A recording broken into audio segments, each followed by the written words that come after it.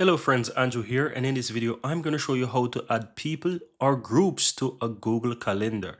So once you're inside your Google Calendar, guys, and you have your calendars and you want to share it with either a group or a person, you can easily do that. So all you have to do is just simply click the settings menu here at the upper right hand side. This is the settings gear. Go into menu, and on the left hand side you want to find that specific calendar. So let's say I want to use, for example, the family one. I can click on family, and then I'll be taken onto this family calendar, and from here I can just simply scroll down where I have the family section and I can add it. So here you can see it says it is shared with this particular person, and there's also a family group, but I can even add more people. So if I click on this add people and group, I can go ahead and I can add more people to it. So I can click on this person, for example, and I can just share that, and I can add more emails or names.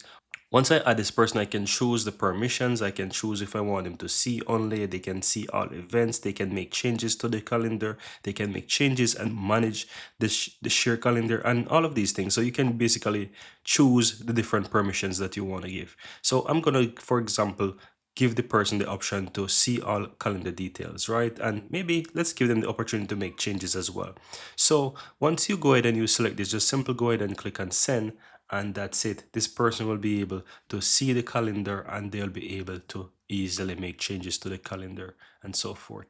And that's it, guys. That's how you go ahead and add people or group to a calendar on Google Calendar. Very easy and very simple.